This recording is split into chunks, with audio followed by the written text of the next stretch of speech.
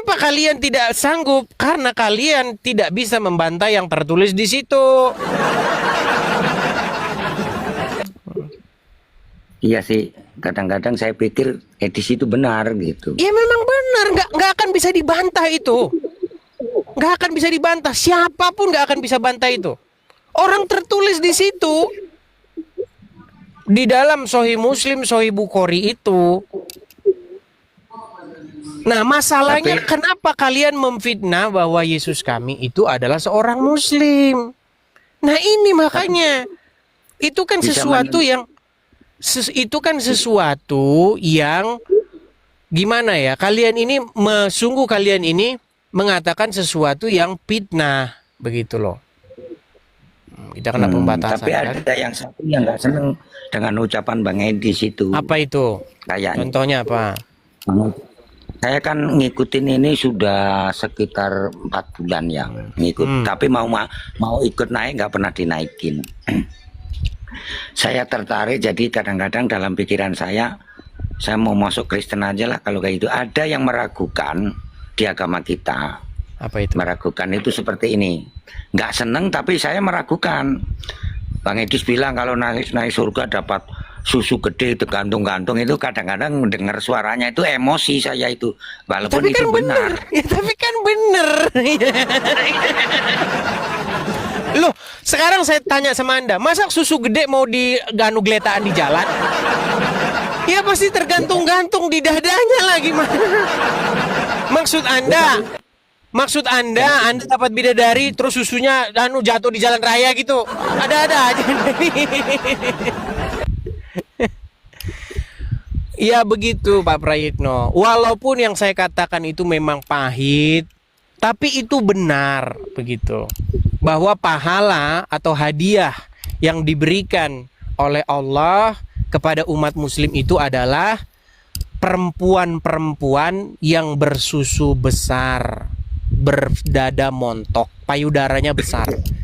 Nah itulah pahala buat kalian. Ini yang jadi meragukan di iman saya nih. Terus terang aja Bang Edi. Yang meragukannya gini, apa iya terus bagi saya, bagi orang Islam, tapi saya Islamnya kejawen Bang Edi, ingat itu. Jadi bukan Islam. Saya juga jarang sholat. Makanya kalau benar Bang Edis itu bisa menunjukkan atau seperti menjamin masuk surga, saya mau masuk Kristen, bagaimana Saya caranya? tidak bisa menjamin masuk surga Pak Prayitno. Yang menjamin masuk surga itu adalah Tuhan Yesus. Makanya Caranya barang siapa caranya bagaimana? Caranya Anda harus menerima Yesus sebagai Tuhan dan juru selamat Anda. Apa maksudnya menerima Yesus sebagai Tuhan? Nah ini banyak orang tidak tahu. Baik orang Kristen maupun orang Islam. Saya pengen tahu gimana caranya. Begini, banyak orang Kristen dan juga orang Islam tidak tahu definisi Yesus menjadi Tuhan di dalam dirinya. Kalau definisi Yesus menjadi Tuhan, menurut orang-orang awam artinya membuat Yesus itu sejenis makhluk atau zat tertentu. Bukan itu. Menerima Yesus sebagai Tuhan bukan menerima dia sebagai jenis makhluk tertentu, tidak. Menerima Yesus sebagai Tuhan artinya membuat Yesus memerintah di dalam hatimu. Yesus sebagai sang raja yang di dalam hatimu dia berkuasa, mengendalikanmu, mengontrolmu. Kamu harus begini, kamu harus belok kiri, kamu harus belok kanan, kamu harus lurus. Nah, itu artinya membuat Yesus jadi Tuhan di dalam diri kita. Gitu. Itulah keselamatan itu. Nah, sementara kalian, yang kalian buat jadi Tuhan itu adalah Muhammad. Makanya yang memerintah seorang muslim itu adalah Muhammad. Makanya kalian itu belok kiri, belok kanan, dia Muhammad yang nyuruh. Masuk kamar mandi pakai kaki kiri. Nah. Kemudian nanti jam sekian hirup-hirup air. Gitu kan? Hirup air. Gitu sampai 3 kali. Terus kalian hembus, namanya istinsar. Itu karena apa? Karena Muhammad memerintahmu. Begitu. Bukannya hadis itu, antara hadis dan Al-Quran kan beda Bang Edis. Iya, tapi kan yang dilakukan umat muslim kan sekarang itu, mereka membuat Muhammad sebagai Tuhannya. Gitu loh. Di dalam Al-Quran dikatakan, ya ayyuhallazina amanu, wahai orang-orang yang beriman, ucapkanlah perkataan yang benar. Itu kata Al-Quran. Tetapi kalian tidak akan mau membuat itu memerintah hidup kalian. Kalian memilih Muhammad yang memerintah hidup kalian. Makanya, wahai orang-orang yang beriman, diizinkan kalian berdusta. Gitu loh, beda Pak. Saya tertarik juga sih, walaupun orang Islam kadang-kadang kemunafikan orang Islam banyak seperti Ya. itu. Terus saya tuh pernah nanya begini Bang Edis, kalau naik surga dapat 9 bidadari, terus 72. pertanyaannya saya sama pertanyaan Bang Edis, terus yang perempuan dapat apa? Ya dapat bidadari juga.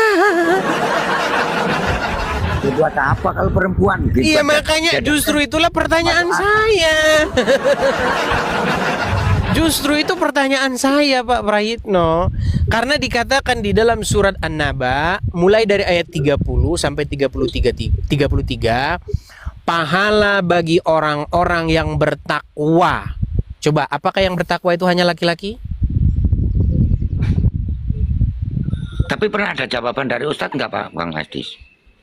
Abdul Somad pernah berkata, ada seorang perempuan bertanya dengan logat Padangnya, jika laki-laki dapat 72 bidadari, maka perempuan dapat apa? Nah, Abdul Somad berkata, dengan logat Padang dia berkata begini, barang siapa yang berpikir saja bahwa bidadari dapat pangeran-pangeran, tidak masuk surga.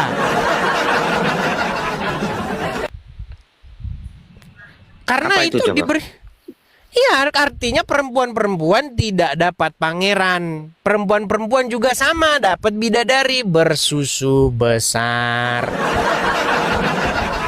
Untuk Benar, apa? jawabannya. Ya itu pertanyaannya. Enggak, jawabannya kayak gitu benar. Dapat bidadari 9 juga sama.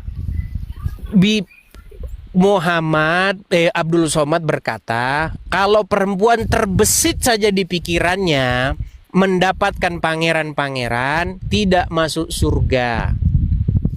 Nah, Begitu. terus masa yang masuk surga laki-laki aja kan? Yang bikin Nah curiga saya di sini. itu dia. Bahkan kata Muhammad, perempuan-perempuan itu akalnya separuh. Akalnya separuh, kebanyakan mereka itu penghuni neraka, kata Muhammad. Loh iya. Dalam Memang urusan dari- agama, perempuan-perempuan itu sepantasnya tidak berbicara. Perempuan itu sepantasnya di rumah aja. Gitu. Dan dilarang keluar rumah. Di dalam Al-Quran ada satu ayat yang berbunyi larangan istri-istri Muhammad tuh keluar rumah. Jadi kalau kalian benar-benar mau meneladani istri Muhammad, ya perempuan kalian di rumah aja, nggak usah keluar rumah. Gitu. Banyak orang nih di bawah nih mau membantah saya. Tapi kalau saya naikin, ya nanti cuma nangis saja, nggak bisa bantah. Memang saya bantah kan enggak. Bukan yang di bawah, orang-orang yang di bawah. Kalau saya gini, menurut saya pikiran saya, iman saya sendiri, saya Islam, tapi kejawen ya, kejawen itu ya ada sajen, ada seperti selamatan, misalnya setahun sekali laut itu diselamatin kan gitu di apa itu, tapi dilarang juga oleh orang-orang Islam seperti itu. Padahal kita Islam. Tapi Pak Prayitno, Anda sudah jelas Anda punya niatan dalam hati atau Anda punya keraguan dengan agama Islam ya semenjak nonton saya ya? Ada curiga, Ya, oke. ada Oke. Ya. tidak gini. Contohnya gini, gimana ya kalau yang naik surga itu laki doang, terus perempuan misalnya dapat bidadari untuk apa? Kan mencurigakan saya itu. Mantap. Itu gini Bang Edis. Saya pengen komentarnya orang-orang Islam, Pak, karena saya Islam ya gitu. Karena Oke. saya bicara kayak gitu kan menentang Islam, kalau saya bilang meragukan kayak gitu. Saya pengen jawaban Oke. yang pasti.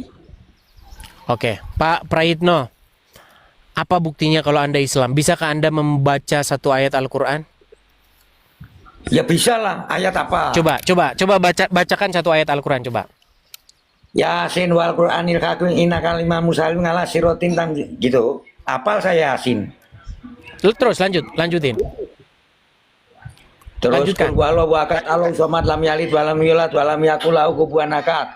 Oke. Kula mutu biro finas malikinas ilainas min syarril wafasid kolas aladi was sudurinas minal jinati wanas. Apalagi? Oke, sah. Ini Anda sudah yakin, Anda yakin Anda Muslim dan Anda Bang Edi, semenjak Bang Edi. sebentar, semenjak Anda nonton Edis TV, Anda memiliki keraguan akan iman Islam Anda ya? Ya. Ya, jadi saya pertama itu, keduanya tentang jarak kubur. Ya, jarak kubur itu nggak boleh meminta, nggak adanya doakan. Untuk apa doain Nabi Muhammad udah di surga kok suruh doain? Itu di pikiran saya ya. Tidak ada di dalam Al-Quran maupun di dalam hadis jaminan Muhammad masuk surga. Tidak ada. Bahkan di dalam Al-Quran dikatakan, katakanlah sesungguhnya aku tidak tahu apa yang akan diperbuatku dan juga yang akan diperbuat terhadapmu. Ya, kalau gitu Jadi, ada, Bang. Jamin masuk surga. Jadi Ada ayat yang berkata begitu.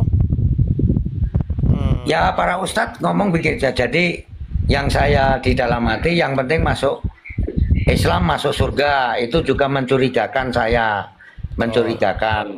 Jadi saya nggak pernah sholat. Yang penting Islam, yang penting masuk surga, kayak gitu. Nah itu namanya angan-angan saja. Karena apa? Kalau tidak sholat nanti Anda dibakar 70 tahun di neraka.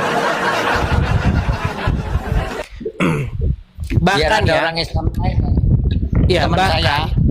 ya bahkan saya pernah mendengar ya, lebih baik Anda berzina daripada Anda meninggalkan sholat.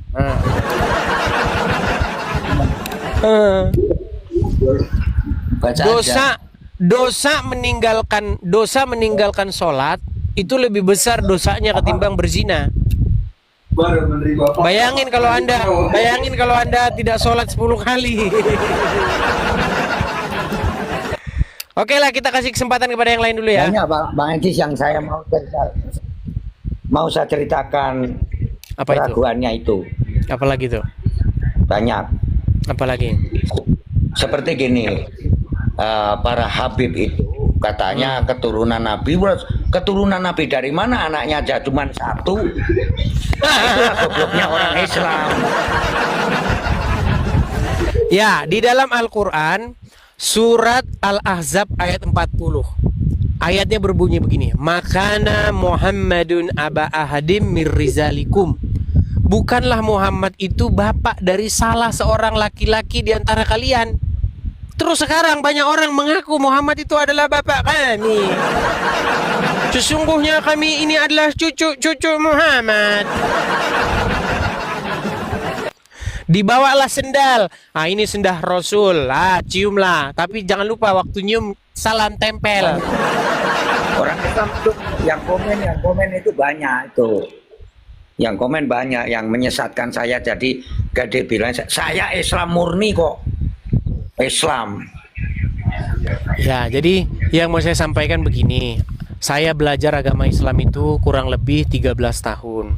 Apa yang saya temukan di dalam Al-Quran dengan apa yang saya dengar dari orang ustadz-ustadz itu hampir 100% itu bertolak belakang. Yang benar cuma dikit aja. Gitu. Contohnya itu yang ribut-ribut di masjid itu terus.